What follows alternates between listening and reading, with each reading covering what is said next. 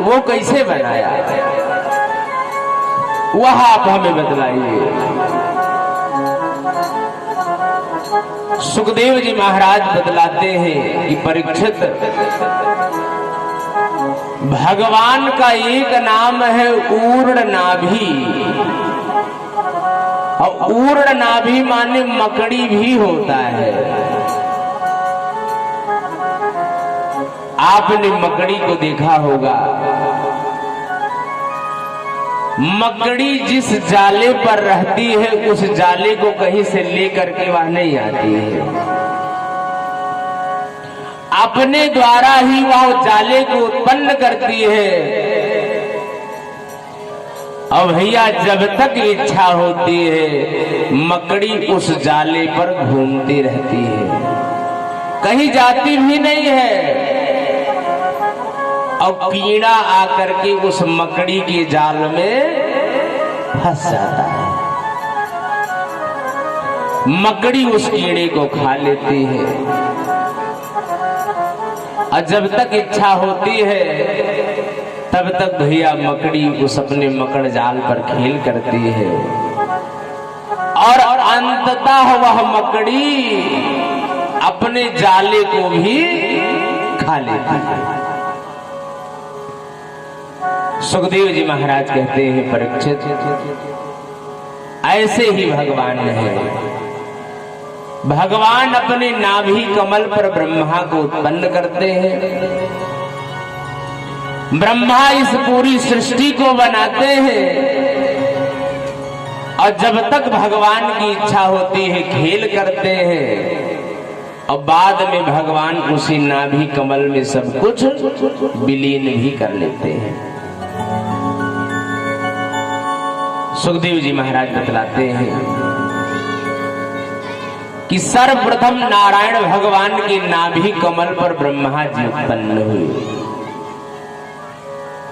ब्रह्मा जी ने चारों तरफ देखा, जल ही जल दिखलाई पड़ रहा है। तो ब्रह्मा सोचने लगे कि भैया इस सृष्टि में मैं अकेले हूं। तो भैया कमल के नाल में घुस जाते हैं, और 100 वर्षों तक ब्रह्मा जी ढूंढते रहे, लेकिन भैया अनंत के अंत को कौन पा सकता है। फिर बाहर आते हैं,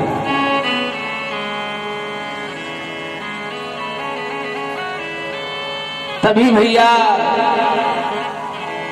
स्पर्श संज्ञक वर्णों में 16वां और 21वां अक्षर सुनाई पड़ा, ता और पा, कि हे ब्रह्मा तुम तपस्या करो। ब्रह्मा जी बड़ी घनघोर तपस्या करते हैं, भगवान का दर्शन हुआ। और भगवान ने कहा ब्रह्मा क्या चाहते हो। ब्रह्मा जी ने कहा प्रजा का विस्तार चाहता हूं। भगवान ने 4 श्लोक सुना दिए, कहा इन्हीं का रट लगाओ।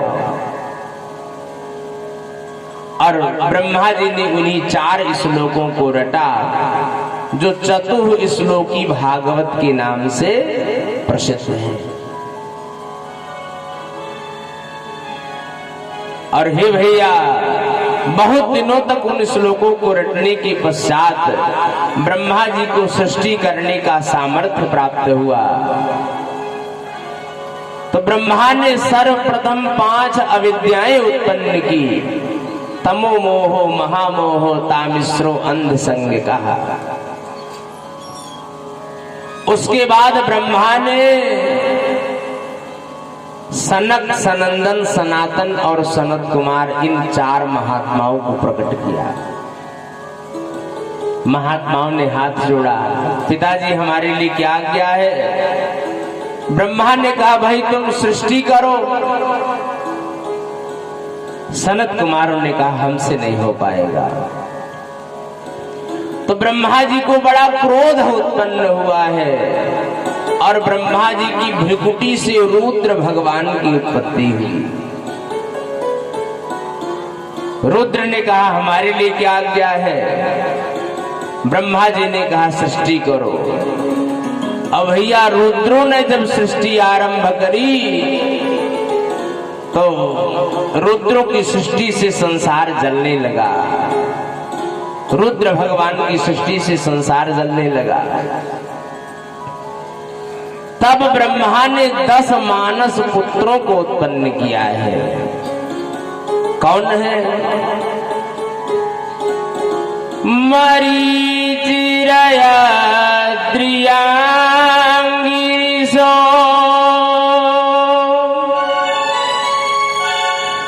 पुलस्त्य पुलः क्रतुः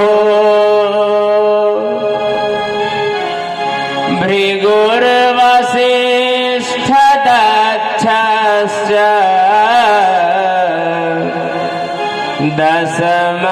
दशमस्तत्र नारद। 10 पुत्रों को उत्पन्न किया है। पहले पुत्र है मरीचि, दूसरे पुत्र हैं अत्रि, तीसरे हैं अंगिरा, चौथे हैं पुलस्त्य, पांचवें हैं पुलह, छठे हैं क्रतु, सातवें हैं भृगु और वशिष्ठ, 9वें पुत्र हैं दक्ष और 10वें पुत्र हैं नारद जी महाराज। ब्रह्मा जी के दक्षिण स्तन से धर्म की उत्पत्ति हुई, पीठ से अधर्म की उत्पत्ति हुई, भैया होठ से लोभ की उत्पत्ति हुई। ब्रह्मा जी की छाया से करदम जी महाराज की उत्पत्ति हुई, वाणी से सरस्वती की उत्पत्ति हुई। और जब ब्रह्मा जी सरस्वती पर कामासक्त होते हैं तो उनके 10 मानस पुत्रों ने उन्हें धिक्कारा है।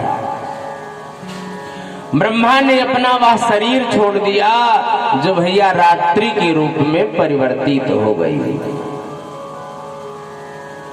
ब्रह्मा ने सोचा कि मानसी सृष्टि से अब प्रजा का विस्तार नहीं हो सकता है, तो भैया ब्रह्मा के दाहिने अंग से मनु जी महाराज का प्राकट्य हुआ और ब्रह्मा के बाएं अंग से शतरूपा महारानी का प्राकट्य हुआ। इसीलिए औरतों को वामांगी भी कहा जाता है, क्योंकि यह ब्रह्मा जी के बाएं अंग से प्रकट हुई है मां शतरूपा। और भैया मनु शतरूपा ने हाथ जोड़ा कि हमारे लिए क्या आज्ञा है। ब्रह्मा जी ने कहा आप प्रजा का विस्तार करिए। तो हे भैया, हम आप मनुष्य क्यों कहलाते हैं? हम आप सभी मनु और शतरूपा की संतान हैं, इसलिए हम आप मनुष्य हैं। कोई आपसे पूछे कि भाई आप मनुष्य क्यों कहलाते हो, तो आप बतला दीजिए कि हम मनु और शतरूपा की संतान हैं, इसलिए मनुष्य। लेकिन हमें इंसान भी कहा जाता है। हम इंसान कब बनते हैं? आइए इसी भजन के माध्यम से जानते हैं, तत्पश्चात आगे की कथा। हम इंसान तब बनते हैं जब हम किसी के काम आते हैं। तो एक कवि ने अपनी लेखनी उठाई है, तो आइए भजन के माध्यम से जानते हैं। किसी के काम जो आए उसे इंसान कहते हैं। किसी के काम जो आए उसे इंसान कहते हैं। किसी के काम जो आए उसे इंसान कहते हैं। किसी के काम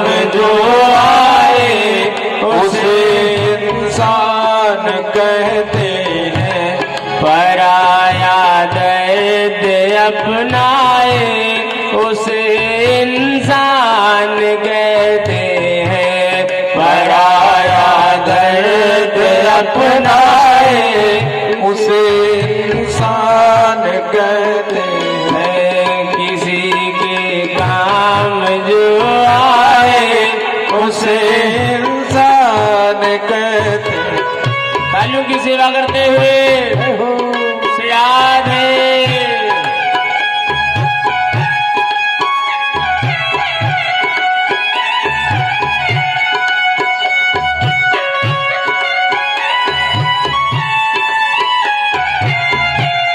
अरे भैया संत कहते हैं, क्या कहते हैं? संत कहते हैं कभी धनवान है कितना, कभी इंसान निर्धन है। कभी धनवान है कितना, कभी इंसान निर्धन है। कभी सुख है कभी दुख है, इसी का नाम जीवन है।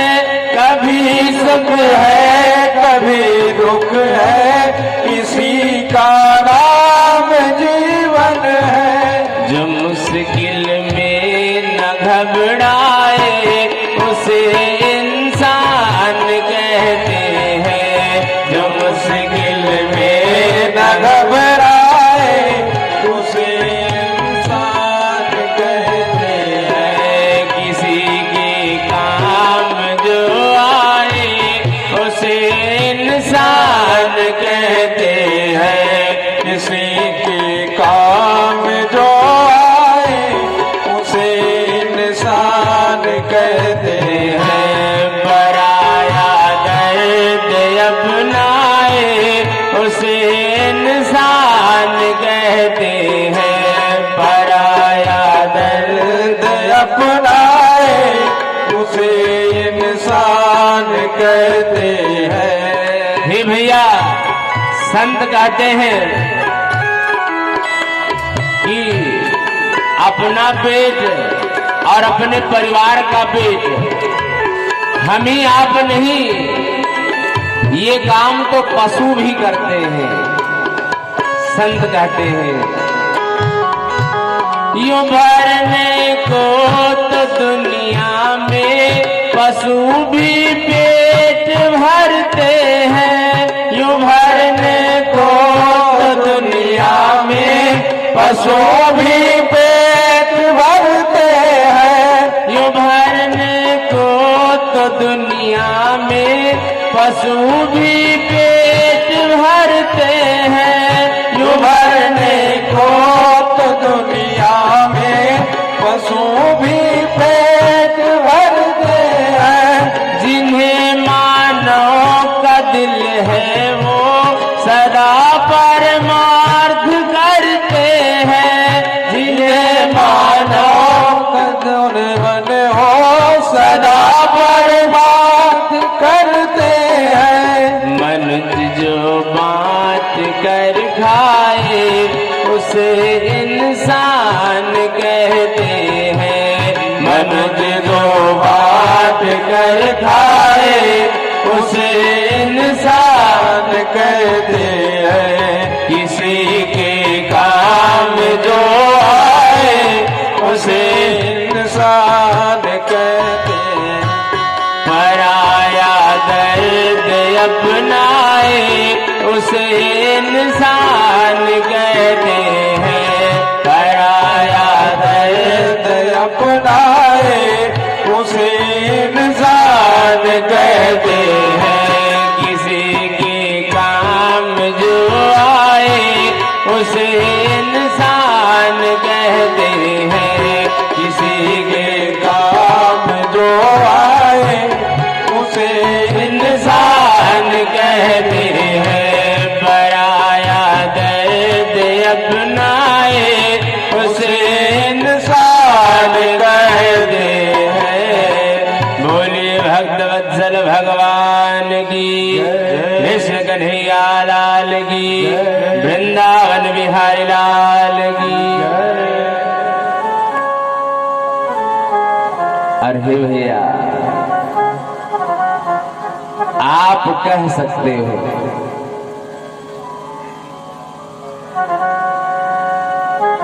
हे भैया, सुखदेव जी महाराज कहते हैं परीक्षित, हम आप मनु और शतरूपा की संतान हैं, इसलिए हम आप मनुष्य हैं। इंसान आप कब बनते हो?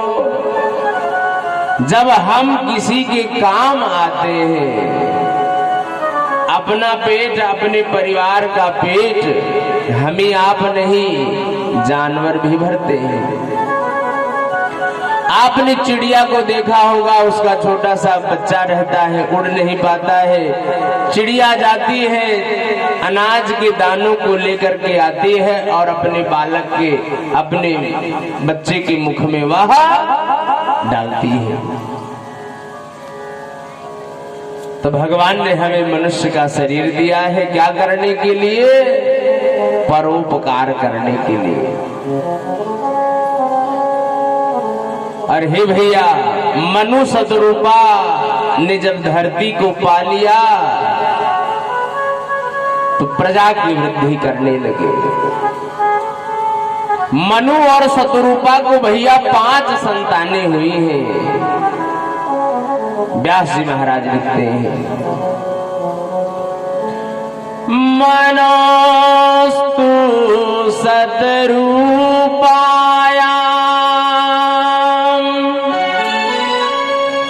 तिस्रा कन्याश्च जगिरे आगोतिर्देवहूतिश्च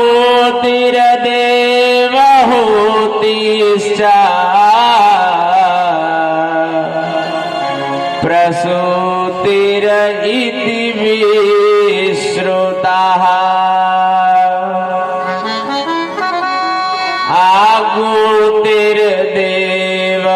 आगोतिर्देवहूतिश्च प्रसूतिरिति विश्रुताः।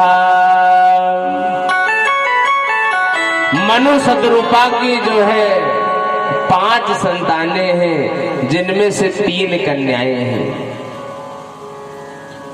बड़ी बिटिया का नाम है आकुति, दूसरी बिटिया का नाम है देवहूति और तीसरी बिटिया का नाम है प्रसूति। मनु महाराज ने अपनी बड़ी बिटिया का विवाह रुचि प्रजापति के साथ में पुत्रिका धर्म के अनुसार कर दिया। दूसरी बिटिया का विवाह मां देवहूति का विवाह करदम जी महाराज के साथ में कर दिया। और भैया तीसरी बिटियां है प्रसूति, इनका विवाह दक्ष प्रजापति के साथ में कर दिया। और भैया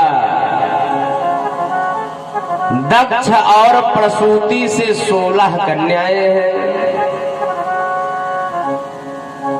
जिनमें से 13 कन्याओं का विवाह दक्ष ने धर्म के साथ में कर दिया।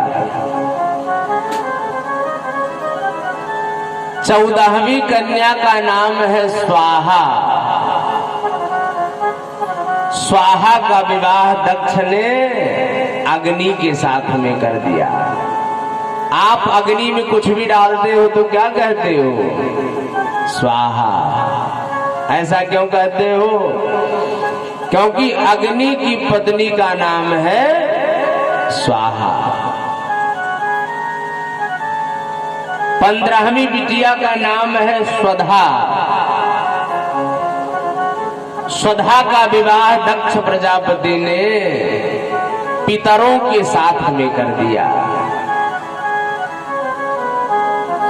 तो जब पिंडदान करते हैं तो एस पिंड ते स्वधा हम आप कहते हैं। क्यों? क्योंकि पितरों की पत्नी का नाम है सुधा। भैया दक्ष की 16वीं कन्या नाम है सती का विवाह शंकर भगवान के साथ में कर दिया। दक्ष ब्रह्मा जी के पुत्र हैं। अरे भैया, तो एक बार दक्ष ने ब्रह्मा जी ने दक्ष को प्रजापतियों का अधिपति बना दिया। तो दक्ष प्रजापतियों के अधिपति बने तो भैया सारे देवताओं ने एक स्वागत समारोह का आयोजन किया। स्वागत समारोह में दक्ष प्रजापति की जय जयकार हो रही है। सारे देवता भैया फूलों की माला लेकर के खड़े हैं। कोई कह रहा है प्रजापति जी की जय हो, कोई दक्ष प्रजापति की जय हो, ऐसी जय जयकार हो रही है। उस सभा में दक्ष का प्रवेश होता है। सभा के सारे लोग खड़े हैं, सभी के हाथों में फूल की माला है। मात्र भैया 2 लोग ही नहीं खड़े हैं। कौन? एक शंकर भगवान और एक ब्रह्मा जी। दक्ष ने सोचा भाई हमारे पिता नहीं खड़े हैं तो कोई बात नहीं, लेकिन यह शंकर, इसके साथ तो हमने अपनी कन्या का विवाह किया है, यह भी हमारे सम्मान में नहीं खड़ा हुआ। और भैया बाबा तुलसी अपने मानस में लिखते हैं कि जब हमें कोई पद मिल जाता है या हमें बहुत धन मिल गया, बहुत रूप मिल gaya, बल मिल गया, तो उसका अभिमान हमें आ ही जाता है। बाबा तुलसी लिखते हैं, बड़े अधिकार दक्ष जब पावा, बड़े अधिकार दक्ष जब पावा, बड़े अधिकार दक्ष जब पावा, बड़े अधिकार दक्ष जब पावा, बड़े अधिकार दक्ष जब पावा, बड़े अधिकार दक्ष जब पावा, अति अभिमान हृदय तब आवा, अति अभिमान हृदय तब आवा, अति अभिमान हृदय तब आवा, अति अभिमान हृदय तब आवा, नहीं कुवस जन माँ जग माही, नहीं कुवस जन माँ जग माही, प्रभुता पाई जाहि मद नाही, प्रभुता पाए जाहि मन माही, प्रभुता पाए जाहि मद माही, बड़े अधिकार दक्ष जब पावा, बड़े अधिकार दक्ष जब पावा, अति अभिमान